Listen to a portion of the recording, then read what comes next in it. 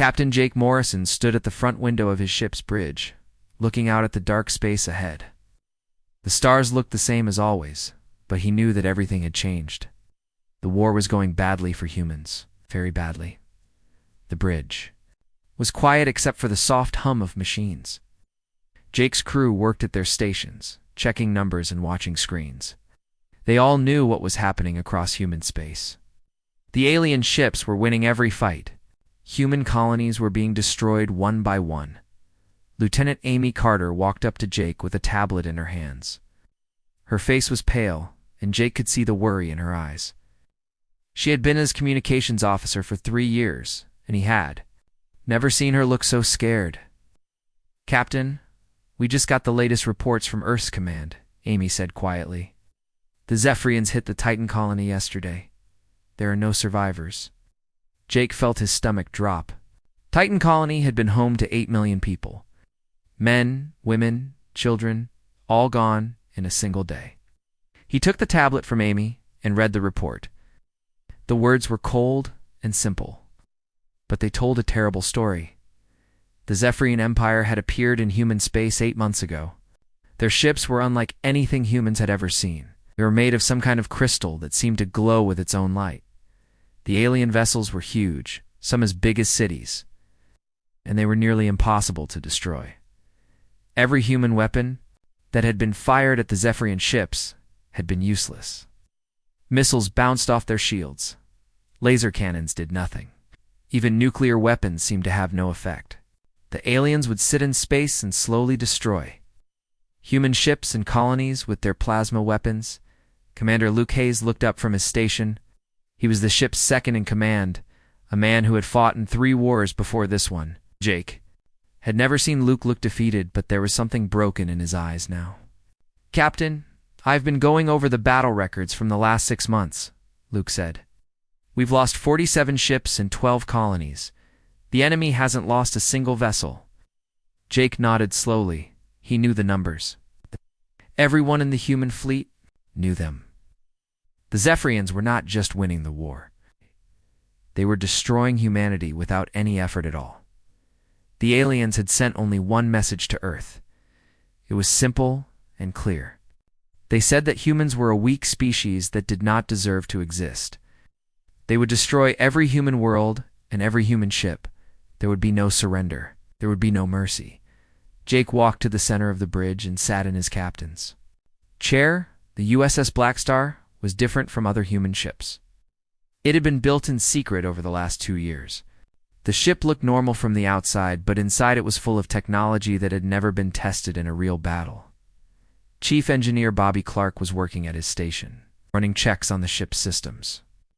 Bobby was a small man with thick glasses, but he was the smartest person Jake had ever met. He had helped design the Blackstar's special systems. "Bobby, how are our new toys looking?" Jake asked. Bobby looked up from his screen and smiled, but it was not a happy smile. "The quantum drive is working perfectly, Captain. The reality weapons are ready to fire. But honestly, I have no idea if any of this stuff will actually work." Against the aliens, Jake understood. The Blackstar's weapons were based on theories that most scientists thought were impossible. They were designed to attack matter at the smallest level, to actually change the way things existed. The weapons had been tested on empty space and rocks, but never on real enemy ships. The idea for the new technology had come from Dr. Rachel Kim, a scientist who had been killed in the first Zephyrian attack. She had been studying some very old artifacts that had been found on dead worlds in the outer parts of human space. The artifacts seemed to be made by some ancient race that had disappeared long ago. Dr. Kim had learned that the artifacts could change the basic rules of physics. In small areas, she had been working on weapons based on this discovery when the Zephyrians destroyed her research station. Luckily, she had sent her work to Earth just days before her death.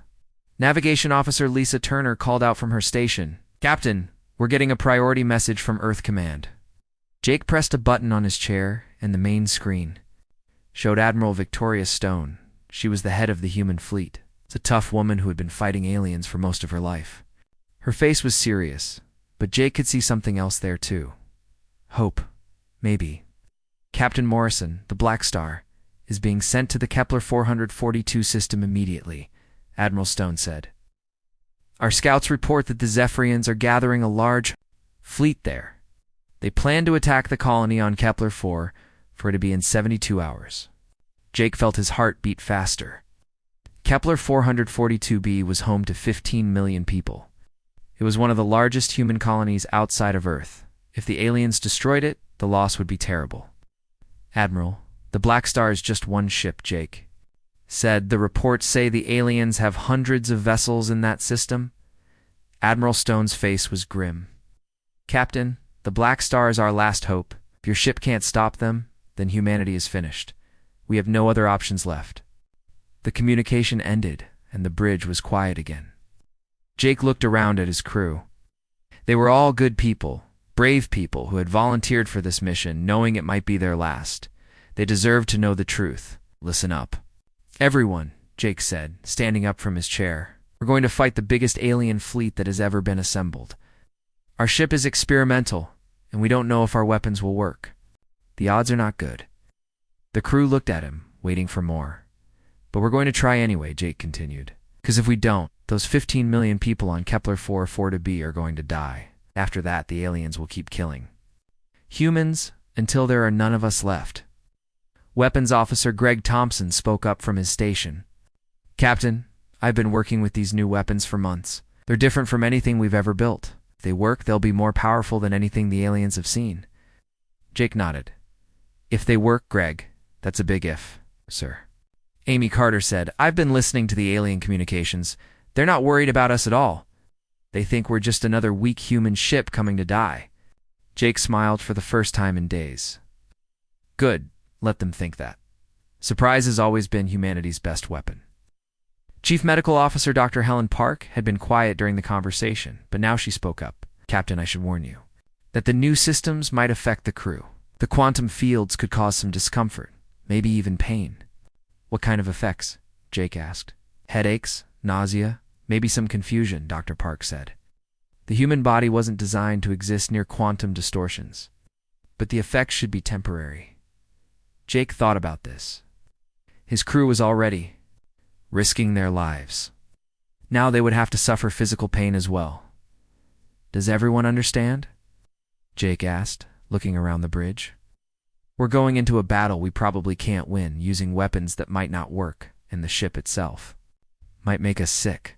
One by one, his crew nodded. They were scared, but they were ready. All right then, Jake said. Lisa, set course for Kepler 442, maximum speed. The USS Blackstar turned toward its destination, carrying humanity's last hope into the darkness of space. Behind them, Earth waited for news.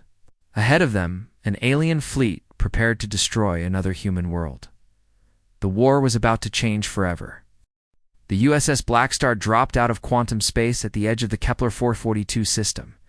Captain Jake Morrison felt his stomach twist as the ship returned to normal space. The quantum drive always made him feel sick, but this time was worse than usual. Maybe it was fear, Report Jake said, settling into his captain's chair. Navigation Officer Lisa Turner was already working at her station, her fingers flying over the controls. Captain, we're 3 million kilometers from the main planet. I'm detecting massive energy signatures throughout the system. Jake felt his blood turn cold. He had hoped the intelligence reports were wrong, but now he could see the truth on the main screen. The Kepler 442 system was full of alien ships. More ships than he had ever seen in one place. How many? Jake asked quietly. Lisa checked her readings twice before answering. Sir, I count 312 Zephyrian vessels. They're arranged in attack formation around the planet. Commander Luke Hayes whistled softly. 300 ships. We knew it would be bad, but this is worse than our worst estimates. Jake stared at the tactical display. The alien fleet was spread out in a perfect sphere around Kepler 442b. The planet looked tiny compared to the massive ships surrounding it. Each alien vessel was at least 10 times larger than the Blackstar. The Zephyrian ships were beautiful in a terrifying way. Their crystal hulls caught the light from the system star and threw it back in rainbow colors. They looked like giant jewels floating in space, but Jake knew they were weapons of destruction. Lieutenant Amy Carter turned from her communications station. Her face was pale. "Captain, I'm picking up transmissions from the planet. The colony is asking for help. They know the aliens are here." Jake closed his eyes for a moment. 15 million people were down there, looking up at the sky and seeing death coming for them. Men, women, children, who had done nothing wrong except being human. "Any word from other human ships?" Jake asked. Amy shook her head. "No, sir. Alone." Chief Engineer Bobby Clark looked up from his station. "Captain, all our systems are ready. The quantum stealth field is working perfectly. The aliens don't know we're here yet." Jake nodded. The stealth system was one of their most important advantages. It used quantum fields to bend space around the ship, making it invisible to most sensors. But it wouldn't work forever. Eventually, the aliens would find them. "Bobby, what about the weapons?" Jake asked. Bobby's face was serious. "The reality distortion cannons are charged and ready. But Captain, I have to be honest. We've never fired them at anything this big before. We don't know what will happen." Weapons Officer Greg Thompson was studying the alien formation on his screen. "Sir, the enemy ships are positioned for maximum coverage of the planet. They can hit any target on the surface within minutes. But their formation also means they're packed close together. That could work for us or against us," Luke said. "If our weapons work, we could hit multiple targets. But if they don't work, we'll be surrounded by very angry aliens." Jake stood up and walked to the front of the bridge. Through the main window, he could see the distant glow of the alien fleet. So many ships, so much firepower, and all of it pointed at innocent people. "Sir," Lisa said suddenly, "the alien fleet is moving. They're beginning their attack run on the planet." Jake watched as the beautiful crystal ships began to shift position. They moved with perfect coordination, like dancers performing a deadly ballet. Within minutes, they would be in position to destroy every city on Kepler-4 for to be. "Captain Amy said urgently, I'm receiving emergency signals from the planet. The colonists are evacuating the cities, but there's nowhere for them to go. The aliens will find them anywhere on the planet." Jake made his decision. "Bobby, activate all stealth systems. Lisa, take us closer to the enemy fleet. Greg, prepare the reality cannons for rapid fire." The bridge crew moved quickly to follow his orders. The Blackstar began to move toward the alien fleet, invisible to their sensors, but not to human eyes. Jake could see the enemy ships getting larger and larger on the screen. Captain Dr. Helen Park said over the ship's communication, "System, I'm detecting quantum field fluctuations throughout the ship. The crew is starting to feel the effects." Jake could feel it too. There was a strange pressure in his head, and colors seemed brighter than normal. The quantum systems were affecting everyone on the ship, but they had to continue. "How close do we need to get?" Jake asked Greg. "For maximum effect, we should be within 50,000 kilometers, Greg replied. "The reality weapons work best at close range." Luke looked worried. "That's practically touching distance in space combat. If our stealth fails, we'll be destroyed in seconds, and we better make sure our stealth doesn't fail," Jake said. The Blackstar continued its approach. Jake could now make out details on the alien ships. They had no visible weapons, but he knew that was an illusion. The entire hull of each ship could fire plasma beams that could melt through any known human armor. 30 seconds to optimal firing range, Greg announced. Jake felt sweat on his forehead despite the cool air on the bridge. This was it. Everything would be decided in the next few minutes. Either the Blackstar's experimental weapons would work, or humanity would lose another world. "Sir," Amy said, "the lead alien ships are beginning to fire on the planet." Jake looked at the main screen and saw beams of blue light reaching down from space to the planet's surface. Where the beams touched, explosions bloomed like deadly flowers. Cities that had taken decades to build were being destroyed in seconds. 20 seconds to firing range, Greg said. The alien flagship was directly ahead of them now. It was enormous, larger than any human city. Its crystal hull was covered in patterns that seemed to move and shift as Jake watched. This was the ship that was commanding the attack on innocent people. 10 seconds. Jake gripped the arms of his chair. His crew was ready. The weapons were charged. Everything they had worked for came down to this moment. 5 seconds, 4 or 3. Fire, Jake ordered. Greg pressed the firing controls, and the reality distortion cannons sent their first shots toward the alien fleet. The weapons made no sound, no flash of light. They were invisible to human senses, but they carried death itself. Jake held his breath as the reality beams reached their targets. For a moment, nothing happened. The alien ships continued their attack on the planet as if nothing had changed. Then the first enemy ship simply disappeared. 1 second it was there, a massive crystal fortress floating in space. The next second, there was nothing. Not debris. Not an explosion, just empty space where a ship had been moments before. Direct hit on target 1, Greg reported, his voice filled with amazement. Another alien ship vanished. Then another. The reality weapons were working, attacking the very structure of matter itself. The Zephyrian shields and armor meant nothing against weapons that could erase things from existence. Keep firing, Jake ordered. Hit as many as you can before they figure out what's happening. The Blackstar's weapons fired again and again. Each shot made another enemy ship disappear. The perfect alien formation began to break apart as captains tried to understand what was destroying their vessels. "Sir," Amy said excitedly, "I'm picking up alien communications. They're panicking. They don't understand what's happening to their ships." Jake smiled grimly. Good. For 8 months, humans had been the ones who were confused and afraid. Now it was the aliens' turn, but he knew this was just the beginning. The Zephyrians would not give up easily. When they figured out where the attacks were coming from, they would throw everything they had at the Blackstar. The real battle was about to begin. The alien fleet was in chaos. Captain Jake Morrison watched on the main screen as Zephyrian ships scattered in all directions, trying to escape an enemy they could not see or understand. In just 5 minutes, the Blackstar had destroyed 27 of their vessels. "Keep firing," Jake ordered. "Don't give them time to think." Weapons Officer Greg Thompson was working as fast as he could, targeting one alien ship after another. Each time he pressed the firing button, another enemy vessel simply stopped existing. The reality distortion cannons were working perfectly, tearing apart the basic structure of matter itself. "Target destroyed," Greg reported. "That's number 32. Lieutenant Amy Carter was listening to the alien communications, her face showing amazement. "Captain, they're calling us ghosts and demons. They think we're using some kind of magic." Commander Luke Hayes was coordinating the tactical display. "Sir, the enemy is starting to figure out our general location. They're firing plasma beams in all directions, hoping to hit us by accident."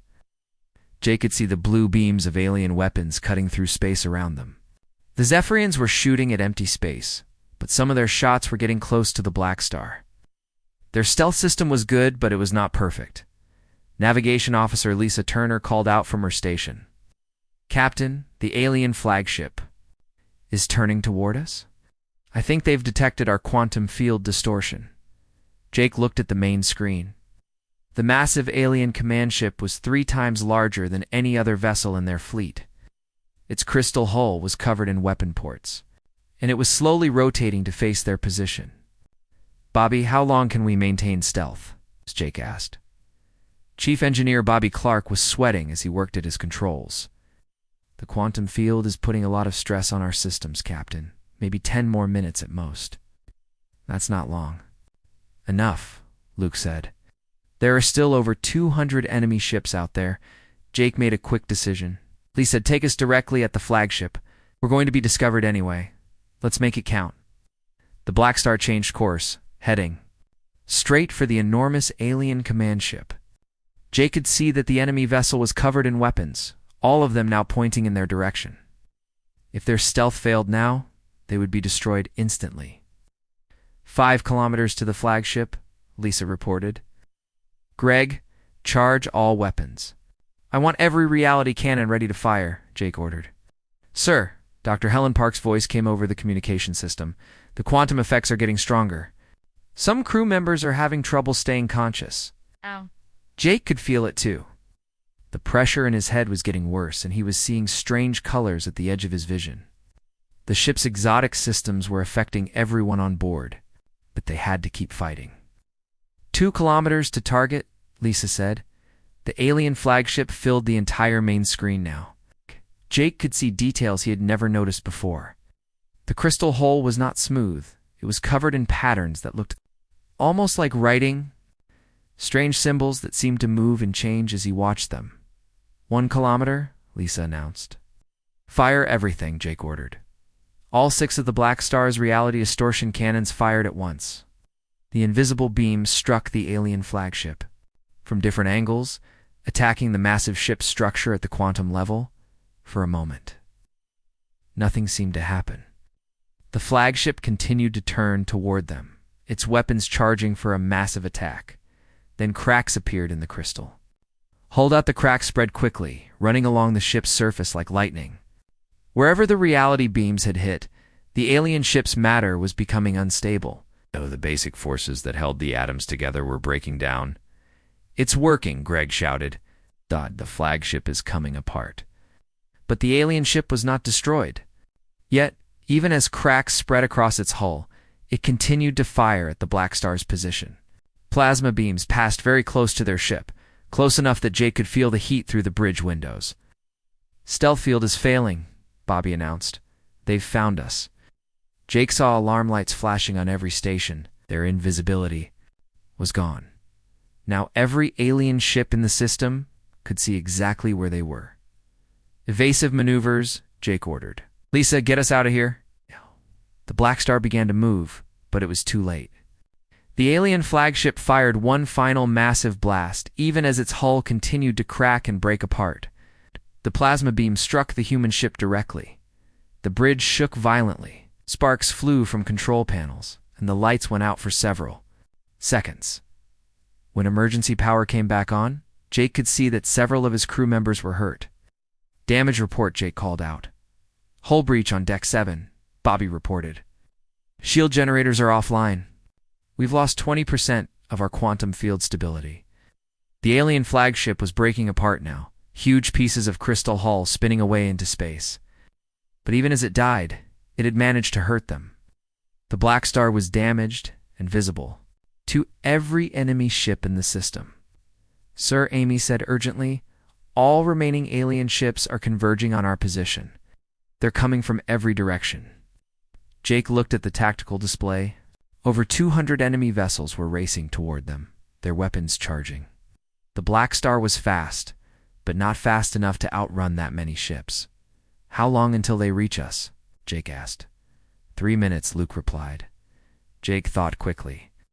They could not run, and their stealth was gone. But they still had their weapons, and those weapons had already proven they could destroy alien ships.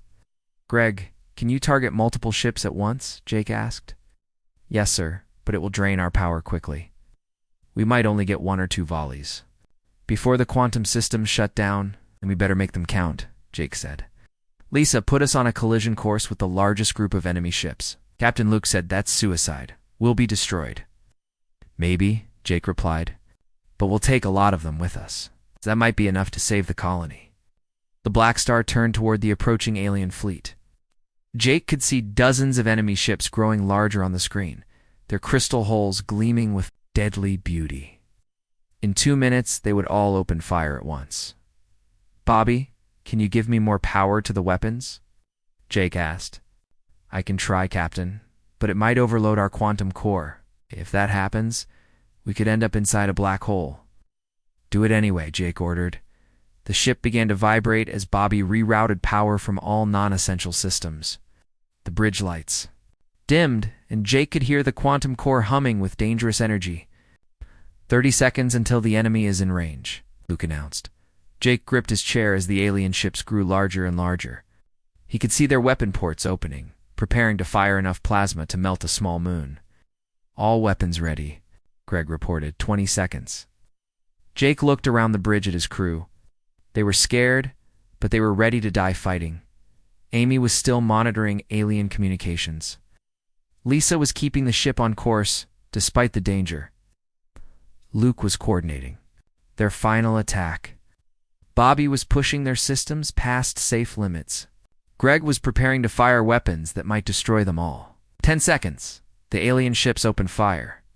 Hundreds of plasma beams reached out toward the Blackstar, bright enough to blind anyone who looked directly at them. 5 seconds. 4, 3, 2, 1. Fire. Everything we have, Jake ordered. The Blackstar's reality weapons fired their most powerful blast yet. Just as the alien plasma beams reached their ship, the universe went white. Captain Jake Morrison felt the Blackstar shake apart around him as hundreds of alien plasma beams struck the ship at the same time. But somehow, impossibly, they were still alive. The bridge was filled with smoke and sparks. Half the control panels were destroyed, and Jake could smell burning metal and plastic. But they were breathing, and the ship was still moving. "Report," Jake called out, coughing as smoke filled his lungs. Chief Engineer Bobby Clark was bleeding from a cut on his forehead, but he was still working at his damaged station. "Captain, our quantum core went into emergency mode. It created a reality bubble around the ship just before the alien weapons hit us." "What does that mean?" Jake asked.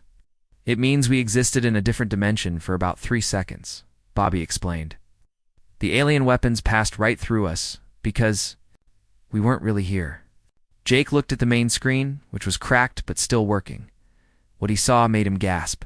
Where the alien fleet had been moments before, there was nothing but empty space and floating debris. "Greg, what happened to the enemy ships?" Jake asked. Weapons Officer Greg Thompson was holding his arm, which looked broken, but he managed to smile. "Sir, when we fired all weapons at maximum power, the reality beam spread out like a wave. They hit every alien ship within 50,000 kilometers." Lieutenant Amy Carter looked up from her communications station, blood running down her face from a head wound. "Captain, I'm not detecting any alien communications. Nothing at all." Navigation Officer Lisa Turner was working with a broken screen, but she had managed to get basic sensors working. "Sir, I'm scanning the entire system. I count 0 active Zephyrian vessels."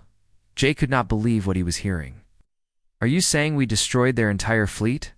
"Not destroyed, sir," Bobby said. "Erased. The reality weapons attacked the quantum structure of matter itself. Those ships don't exist anymore. They never existed." Commander Luke Hayes pulled himself up from the floor where he had been thrown. During the attack, his leg was hurt, but he could still walk. "Captain, what about the planet? Did we save the colony?" Lisa checked her readings. The alien bombardment stopped when their fleet was destroyed. The colony took some damage, but most of it is still intact. "We saved them, sir." Jake felt relief wash over him like a wave. 15 million people were alive because of what his crew had done. But even as he felt joy, he knew this was just the beginning. The Zephyrian Empire had thousands of ships spread across the galaxy. "Amy, can you contact Earth Command?" Jake asked. Amy worked at her damaged controls. "I'm trying, sir, but our long-range communications are offline. I can reach the colony on Kepler 4-4b, though." "Do it," Jake ordered. The main screen flickered, and then showed the face of a woman with tears in her eyes. It was Governor Sarah Walsh, the leader of the colony they had just saved. "Captain Morrison," Governor Walsh said, "we saw the battle from the surface. We watched those alien ships disappear one by one." "New technology, Governor," Jake replied, "but we need to get our ship repaired." "Can your colony help us?" "Captain, after what you just did for us, we'll give you anything you need. Our orbital shipyards are at your disposal." The communication ended, and Jake looked around at his damaged bridge.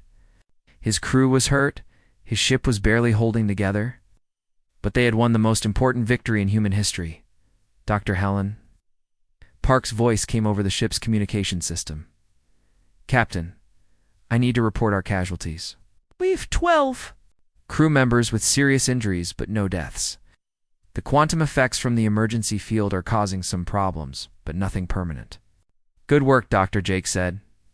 "Take care of the wounded first." Bobby was studying his engineering readouts. Captain, I need to tell you something important. When our quantum core went into emergency mode, it sent out a signal across subspace. Every ship with quantum detection equipment in the galaxy probably felt it.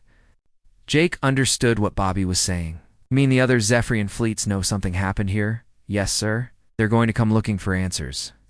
Luke was looking at the tactical display. Captain, we need to contact Earth immediately. The military needs to know that our weapons work. They need to start building more ships like the Blackstar. Jake nodded. Amy, keep trying to reach Earth Command. Use emergency frequencies if you have to. As his crew worked to repair their systems, Jake thought about what had just happened. For 8 months, humanity had been losing a war against an enemy that seemed impossible to defeat. Millions of people had died. Entire colonies had been wiped out. But now everything had changed. The Blackstar had proven that humans could fight back. The Zephyrian ships were not invincible. Their shields and armor meant nothing against weapons that could attack reality itself. Sir, Amy said suddenly, I'm getting a response from Earth's command. Admiral Stone wants to speak with you immediately. The main screen showed Admiral Victoria Stone sitting in her office on Earth. Her face was tense, and Jake could see other military officers in the background. Captain Morrison, we detected massive quantum distortions from your location. What happened out there? Admiral Stone asked. Admiral, we engaged a Zephyrian fleet of over 300 ships, Jake reported. Oh. Our reality distortion weapons worked. Better than expected. The entire enemy fleet has been eliminated. There was silence on the screen for several seconds. Admiral Stone looked like she could not believe what she had heard. Captain, did you just say you destroyed 300 alien ships? Admiral Stone asked. Yes, ma'am. Not destroyed, erased. They no longer exist. Admiral Stone turned to speak with someone off-screen, then looked back at Jake. This changes everything. We're ordering all available ships to your location. Immediately, we need to study your battle data and start mass production of reality weapons. Admiral, there's something else, Jake said. The quantum signature from our weapons has probably been detected across the galaxy. Other Zephyrian fleets will know something happened here. Admiral Stone's face became grim. Then we need to move fast. Captain, you and your crew have just given humanity its first real hope in this war. But the fight is far from over. The communication ended, and Jake sat back in his damaged captain's chair. His crew was already working to repair their ship, preparing for whatever came next. Captain Lisa said, I'm detecting ships approaching from the outer system. They're human vessels. Jake smiled. Reinforcements. It looks like Earth Command is taking this seriously. Over the next few hours, more than 50 human ships arrived in the Kepler 442 system, cruisers, destroyers, even some experimental vessels that Jake had never seen before. They were all coming to study what the Blackstar had accomplished, but Jake knew that the real war was just beginning. The Zephyrian Empire would not give up easily. When they learned that humans had developed weapons that could destroy their fleets, they would respond with everything they had. Bobby, how long until we're ready for another fight? Jake asked. Bobby was working with repair crews from the colony. Give me 48 hours, Captain. I'll have this ship better than new.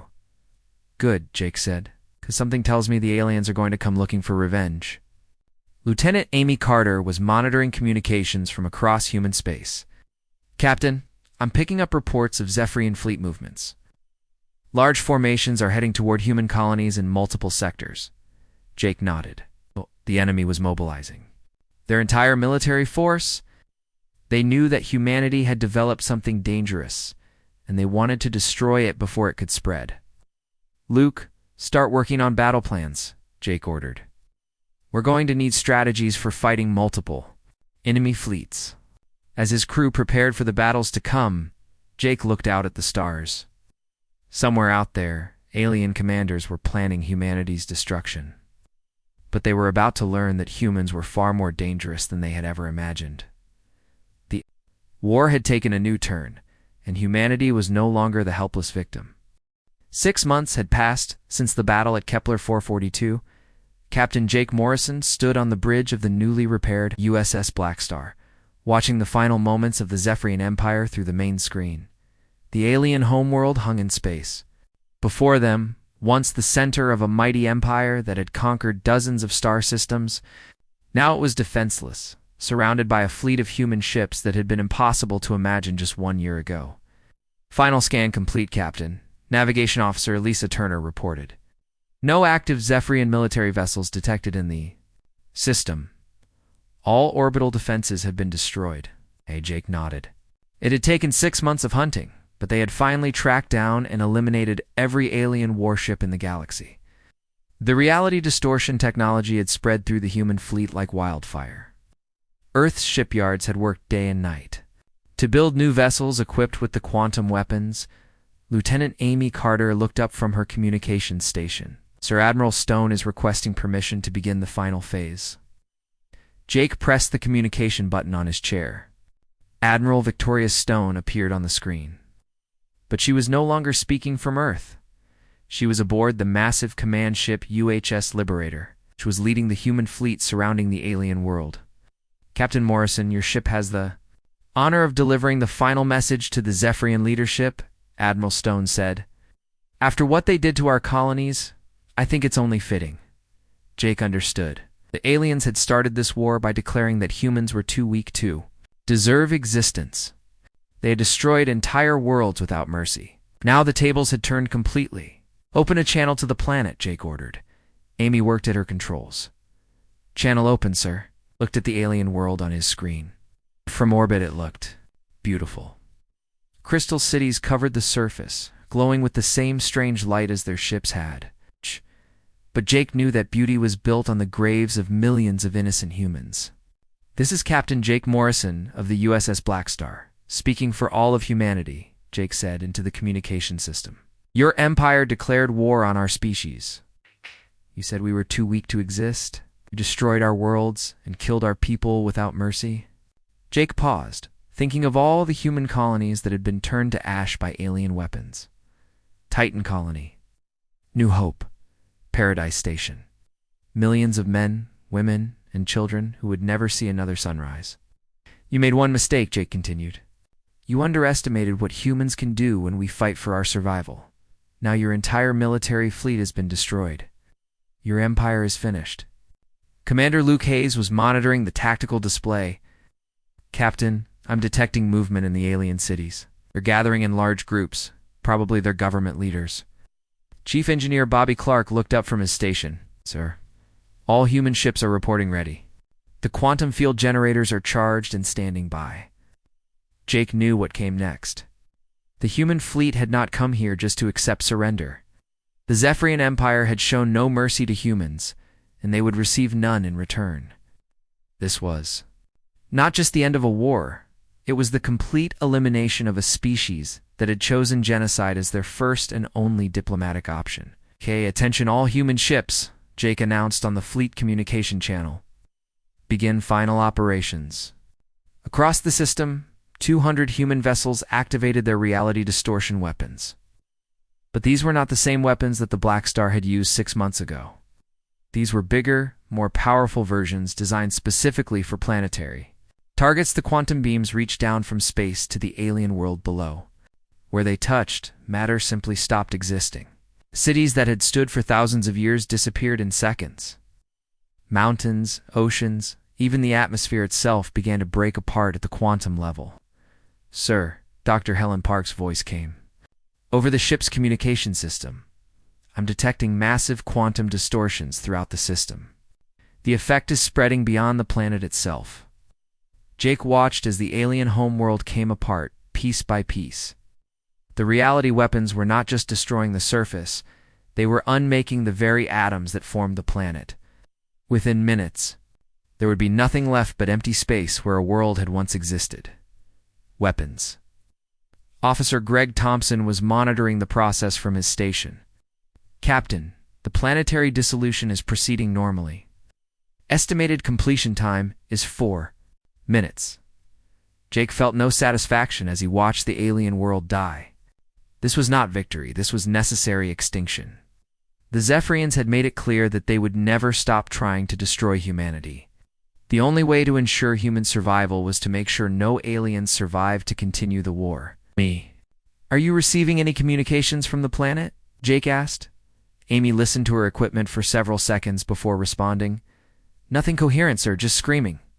Jake closed his eyes for a moment. He did not enjoy what they were doing, but he remembered the screams from human colonies when the aliens had attacked them. At least this time, it would end quickly. 2 minutes until completion, Greg reported.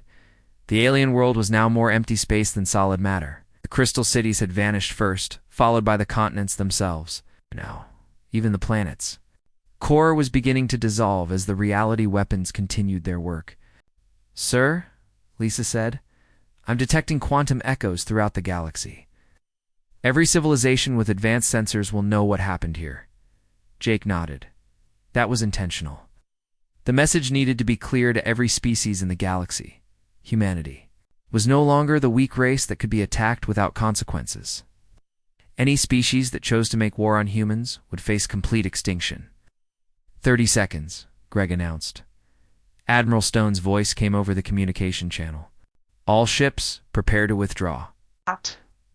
Mission completion in 15 seconds. Jake watched as the last pieces of the Zephyrian homeworld dissolved into nothingness. An entire planet, home to billions of beings, had been erased from existence. It was the most terrible thing Jake had ever seen, but it was also necessary. "Mission complete," Greg reported. "The target no longer exists." The space where the alien world had been was now completely empty. Not even dust remained. The reality weapons had unmade every atom, every molecule that had once been part of the planet. "All ships begin withdrawal," Admiral Stone ordered. The human fleet turned away from the empty space and began to leave the system. Their work here was done. The Zephyrian Empire was extinct, and with it, the threat to human civilization. As the Blackstar entered quantum space for the journey home, Jake sat in his captain's chair thinking about what they had accomplished. When the war began, humanity had been facing extinction. Now they had become the most feared species in the galaxy. "Captain," Bobby said, "Earth Command is requesting our return for the victory celebration. The President wants to thank the crew, personally." Jake shook his head. "Tell them we appreciate the honor, but we're not ready to celebrate yet. There might be other alien species out there who think humans are still weak." Luke looked up from his station. "Sir, our intelligence reports suggest that most alien civilizations are now afraid to contact us at all. Word of what we did here is spreading quickly," Jake understood. The complete destruction of the Zephyrian Empire had sent a message across the galaxy. Humanity was no longer prey, they were predators. Any species that threatened human worlds would face the same fate as the Zephyrians. "Amy, open a channel to all human colonies," Jake ordered. When the communication was ready, Jake spoke to his entire species. "This is Captain Morrison aboard the USS Blackstar. The war is over. The Zephyrian Empire has been completely eliminated. Humanity is safe." Across human space, 15 billion people celebrated their survival. Children who had grown up hiding from alien attacks could finally live without fear. Colonies that had been evacuated could be rebuilt. The human race would continue. But Jake knew that their victory had come at a terrible price, as they had been forced to become destroyers to survive. The innocent species that had started this war was gone, but humanity had changed as well. Were no longer the peaceful explorers they had once been. The USS Blackstar had joined the war as humanity's last hope. Now it was returning home as the symbol of their species' new place in the galaxy. The age of human weakness was over forever.